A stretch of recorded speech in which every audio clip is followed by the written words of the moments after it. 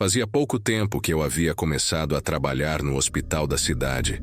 Um prédio antigo com corredores longos e iluminados apenas pelo básico. O local sempre tinha um clima pesado, não só pela movimentação constante dos pacientes, mas pela estrutura em si, que parecia ter parado no tempo. As paredes eram escuras, com tintas descascadas, e alguns quartos ainda usavam camas e equipamentos muito antigos. Desde o início, notei que os outros funcionários evitavam fazer o turno da madrugada, mas como eu era nova, fui designada a ele, sem muito o que questionar. As noites eram longas e solitárias, e o silêncio profundo só era interrompido por algum monitor cardíaco apitando ao longe, ou pelo barulho dos passos dos poucos enfermeiros que cruzavam os corredores. Havia algo no ar que me deixava desconfortável, mas ao mesmo tempo era difícil entender o que era. Em uma dessas noites, enquanto verificava alguns prontuários no posto de enfermagem, ouvi passos se aproximando. Quando olhei, vi uma enfermeira muito pálida passando por mim. Ela estava com o uniforme branco impecável, mas parecia desatualizado, como se fosse um modelo de anos atrás. Pensei que fosse uma das funcionárias de outro setor e dei um cumprimento rápido, mas ela simplesmente passou, sem responder. Segui com os olhos até ela desaparecer no corredor. O que me deixou intrigada é que não havia em nenhum dos quartos depois disso. Resolvi perguntar para outra enfermeira, Sandra, que também estava de plantão naquela noite, se ela sabia quem era. Sandra me olhou surpresa, dizendo que além de nós duas, não havia mais ninguém na ala naquele momento. Aquilo me arrepiou. Estava claro que alguém passara por mim, mas pensei que talvez fosse o cansaço e o sono acumulado me pregando peças. Na noite seguinte aconteceu algo ainda mais estranho. Um paciente idoso, que estava internado em estado grave, começou a chamar por ajuda insistentemente. Fui até o quarto dele e, ao entrar, ele me olhou com pavor, apontando para o canto do quarto. Ele dizia que a mulher de branco estava lá, parada, observando-o. Tentei acalmá-lo, mas ele estava claramente perturbado. Disse que ela estava ao lado da cama, segurando uma prancheta, e parecia observá-lo sem desviar os olhos. Mesmo quando eu lhe assegurei que não havia ninguém ali, ele insistiu, pálido e trêmulo. Alguns dias depois, o mesmo paciente faleceu durante a madrugada, de causas naturais. No entanto, ele não foi o único a mencionar a tal mulher de branco. Outros pacientes passaram a relatar aparições semelhantes, sempre descrevendo uma enfermeira pálida, com um uniforme antigo, parada ao lado de suas camas. Eu mesma comecei a ver aquela figura nas noites seguintes. Por mais que tentasse ignorar, via de relance aquela enfermeira passando pelos corredores, sempre sem pressa, sempre olhando adiante, como se tivesse uma missão a cumprir. Contei a Sandra sobre o que eu estava vendo, e ela apenas me encarou com uma expressão de preocupação. Ela confessou que já ouvira rumores entre os funcionários antigos sobre uma enfermeira chamada Helena, que havia trabalhado ali há muitos anos. Segundo as histórias, ela era conhecida por ser extremamente dedicada, mas um tanto obcecada pelos pacientes. Diziam que ela chegava a visitar os quartos sozinha, no meio da noite, para garantir que tudo estivesse bem. No entanto, algo aconteceu, e Helena perdeu o controle. Segundo os rumores, ela se tornou extremamente possessiva com seus pacientes, quase como se acreditasse que eles só estavam seguros sob seus cuidados. Em uma noite, Helena foi encontrada sem vida em um dos quartos, ainda segurando uma prancheta nas mãos. A causa de sua morte nunca foi totalmente esclarecida, mas desde então, alguns pacientes alegavam ver sua figura silenciosa nos corredores do hospital. Decidida a entender mais, passei a investigar os arquivos antigos do hospital nas noites mais tranquilas. Encontrei alguns registros sobre Helena, confirmando sua existência e sua dedicação incomum ao trabalho. Havia alguns documentos médicos que indicavam um histórico de problemas emocionais, algo que, na época, poderia ter sido ignorado. Mas o que mais me chocou foi encontrar uma foto antiga dela, em um uniforme branco idêntico ao que eu havia visto naquela figura pálida nos corredores. A partir dessa descoberta, as coisas começaram a se intensificar. Era como se eu tivesse acordado algo ao revirar aquele passado. As noites se tornaram ainda mais tensas. Agora, em quase todas as madrugadas, eu sentia sua presença, sempre no mesmo horário, como se ela ainda estivesse realizando suas rondas. Quando eu cruzava os corredores vazios, ouvia passos atrás de mim e sentia um leve frio no ar, seguido de uma pressão incômoda, como se estivesse sendo observada. Sandra, percebendo meu estado cada vez mais nervoso, sugeriu que eu pedisse uma transferência para outro turno. Mas, ao mesmo tempo, uma parte de mim queria entender o que estava acontecendo.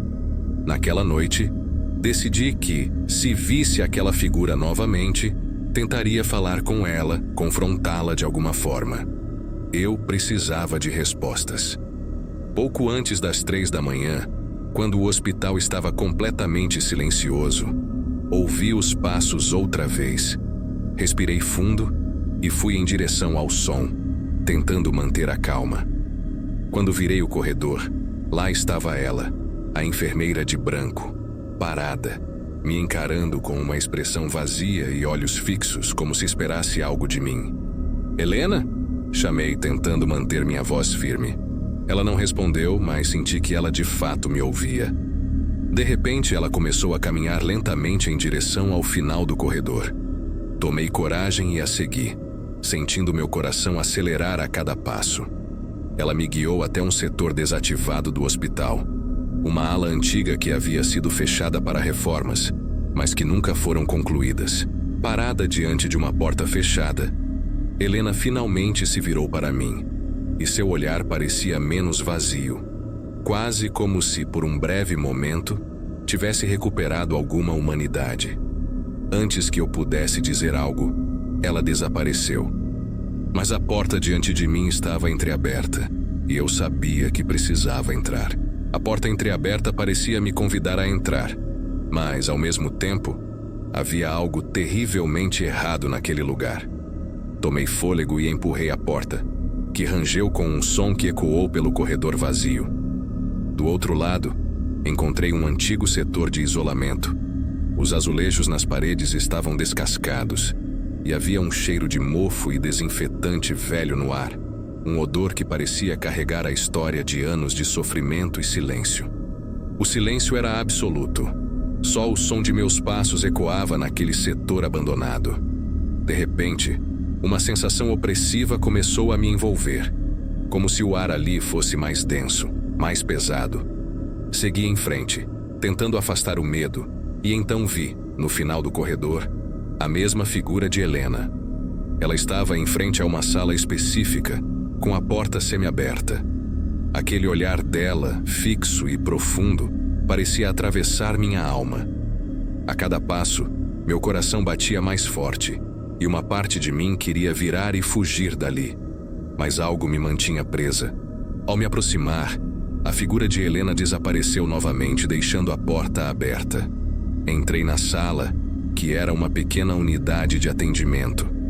Havia camas enferrujadas, lençóis embolorados e gavetas com fichários antigos. Parecia que aquele setor foi abandonado de maneira abrupta, como se todos tivessem saído às pressas e deixado tudo para trás. Comecei a vasculhar os fichários.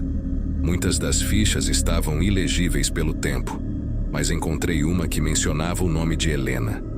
A ficha falava sobre sua morte e a classificava como uma tragédia inesperada. Mas o que me chamou a atenção foi uma anotação discreta no rodapé: Paciente 47, supervisão intensa. Era como se fosse um lembrete para os funcionários da época, algo que eles precisavam ter sempre em mente.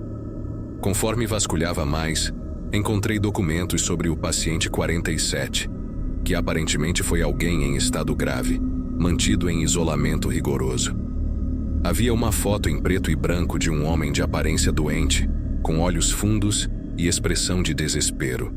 Na ficha, constava que ele havia falecido sob os cuidados de Helena, e que ela foi a última pessoa a visitá-lo antes de seu falecimento. Em uma anotação de outro funcionário, havia o comentário: Helena parece afetada pelo paciente, visita-o com frequência. Estado emocional abalado. Comecei a juntar as peças. Aparentemente, Helena desenvolveu uma obsessão por esse paciente, e depois de sua morte, nunca mais foi a mesma. Com o passar dos dias, seu comportamento ficou cada vez mais errático, e muitos funcionários disseram que ela parecia falar sozinha, como se estivesse acompanhada por uma presença invisível. Dias depois, foi encontrada morta em um dos quartos, na mesma ala onde paciente 47 passara seus últimos dias. Enquanto eu lia, ouvi o som de algo se arrastando atrás de mim. Virei-me rapidamente e vi Helena novamente. Dessa vez, ela estava ainda mais próxima, com os olhos fixos e um olhar que parecia carregar anos de sofrimento e culpa. Ela apontou para um armário antigo na sala e, antes que eu pudesse reagir, a porta do armário se abriu lentamente, revelando um conjunto de objetos que pareciam pertencer ao paciente 47. Uma velha foto de família, um terço quebrado e alguns papéis amarelados com anotações à mão. Peguei o terço e, ao tocá-lo, senti um calafrio percorrer meu corpo.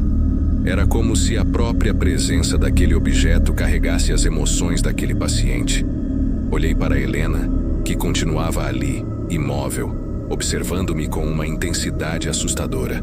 Parecia que ela esperava algo, talvez um tipo de entendimento, quase como se estivesse pedindo que eu entendesse a razão pela qual continuava vagando pelos corredores do hospital.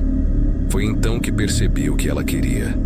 Em um impulso inexplicável, levei o terço até o quarto onde paciente 47 passara seus últimos dias. A figura de Helena me seguiu em silêncio, parando na entrada do quarto.